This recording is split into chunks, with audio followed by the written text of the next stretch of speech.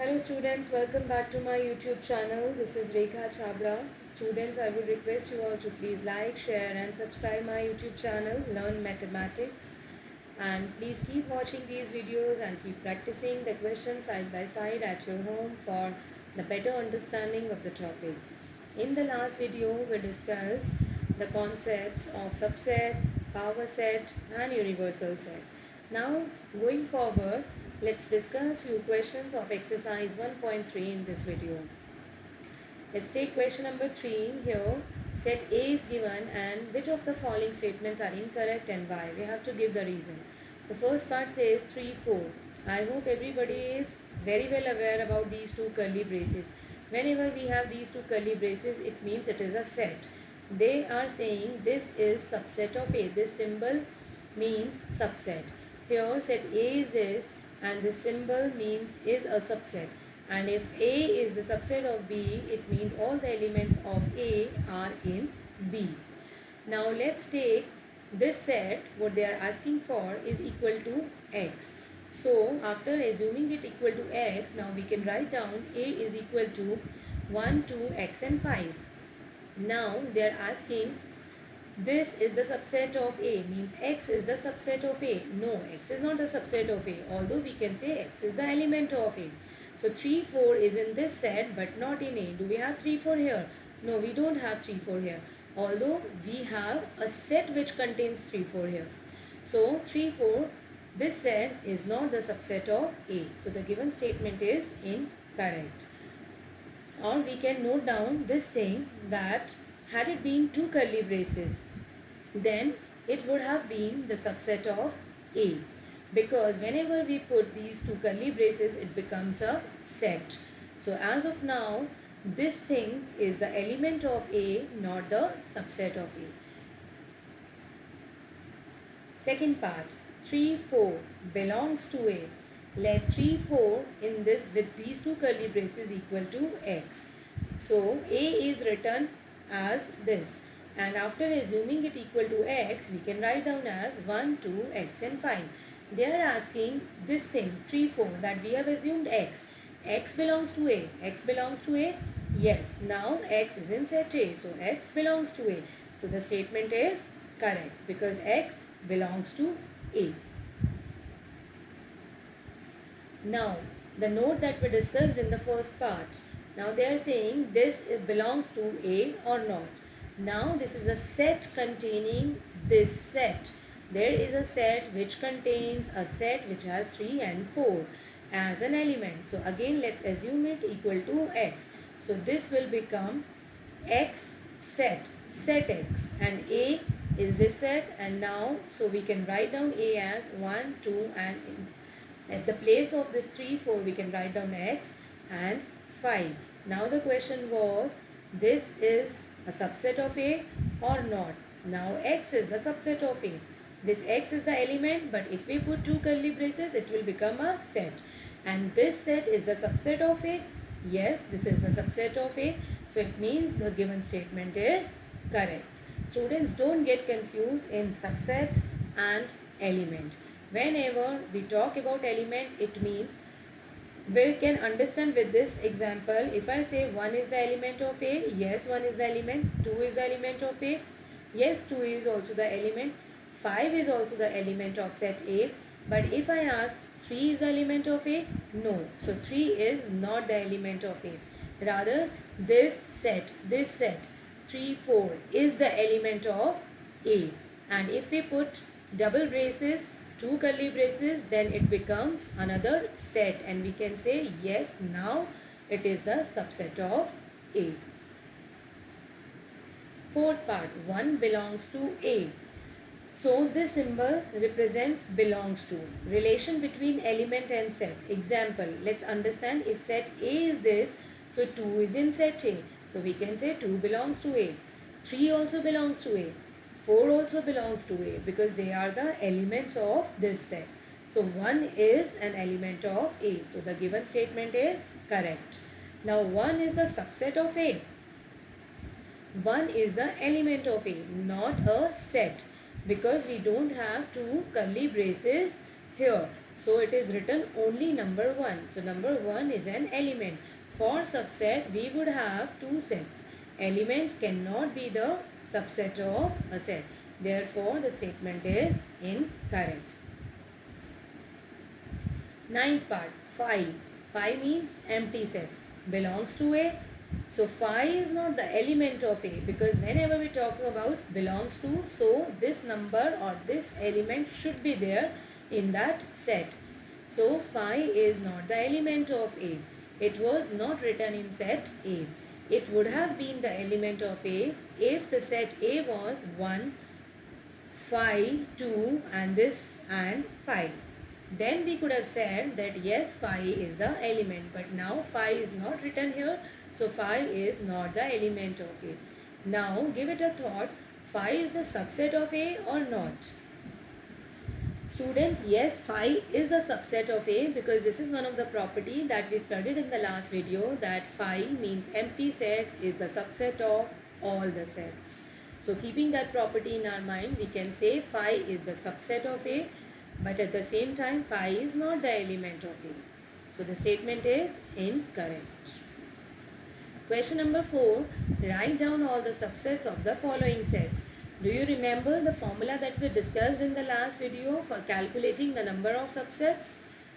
It was 2 raised to the power n, where n is the number of elements of the set. So here set A is given as AB. Number of elements in A is 2. Total 2 elements. N is 2. So the number of subsets of A is equal to 2 raised to the power n. And n is what? N is also 2, because 2 elements. So is equal to 4. It means we will have total 4 subsets. And if you remember, this also we discussed, one phi is the subset of all the sets, and one set, every set is the subset of itself. So one is phi, another is this same set, and rest 2 subsets are A in the curly braces and B also in the curly braces. So these 4 are the subsets of this set. Fourth, phi. So let A is equal to phi. Number of elements in A is 0, because phi is the empty set. So n is equal to 0. So if we put the value in this formula, 2 raised to the power n means 2 raised to the power 0 is equal to 1. This is law of exponent.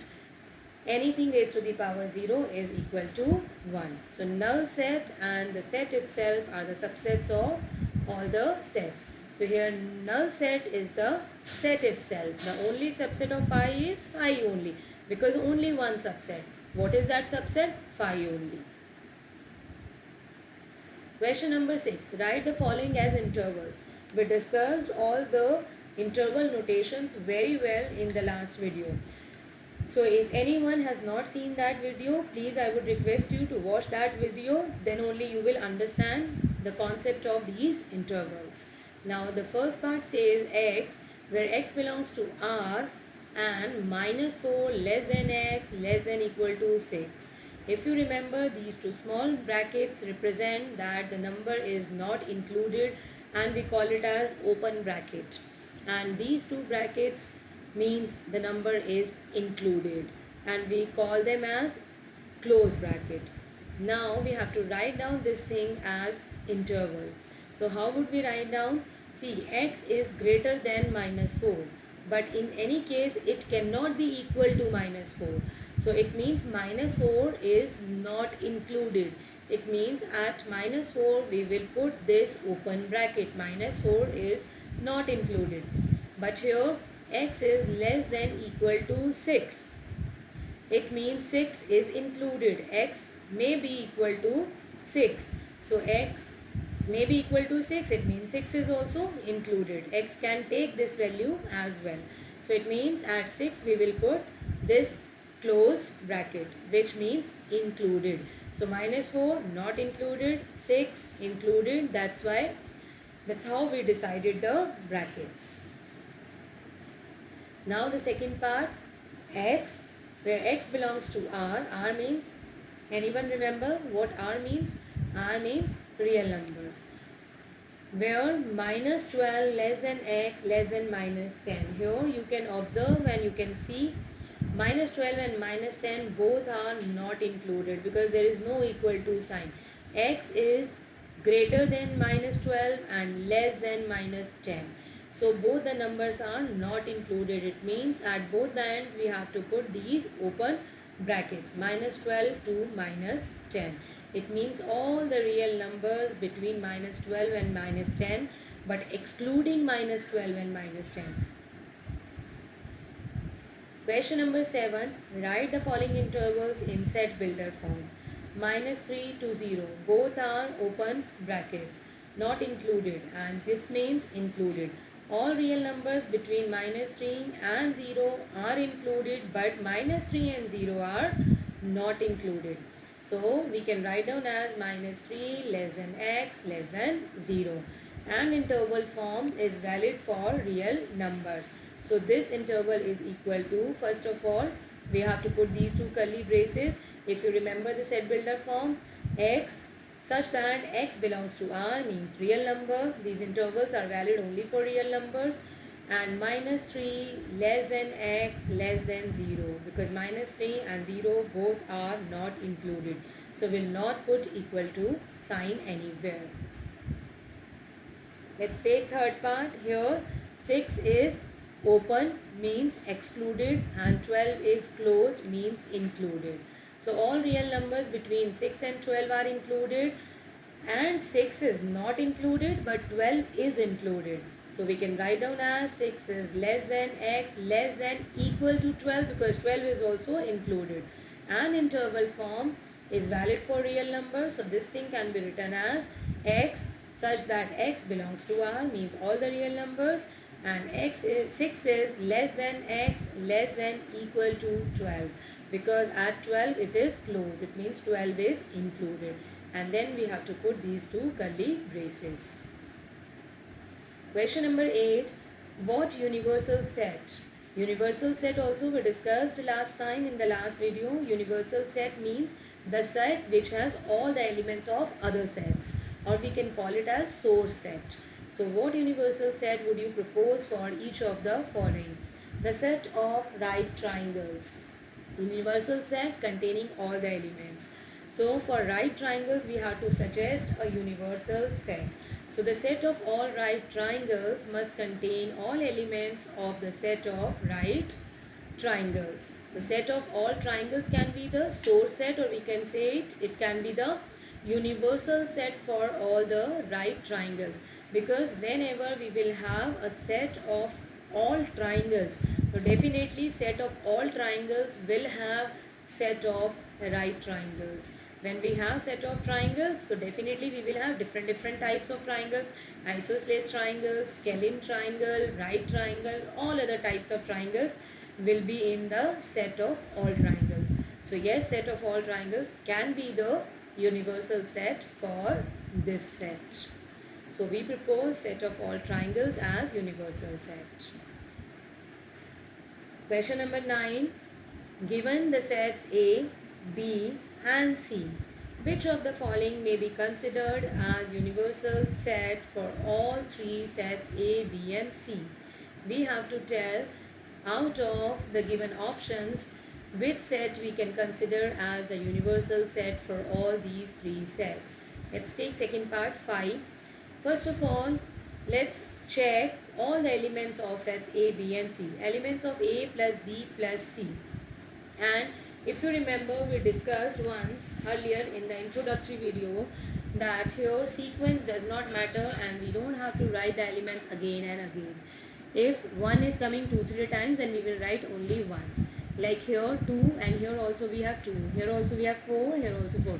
So we will not write 2 times, we will write only once. So 1, 3 and 5, then we have 2, then we have 4 and 6. Then from set C we have 0, 2, 4 and 6 we have already written, so we will take another element 8.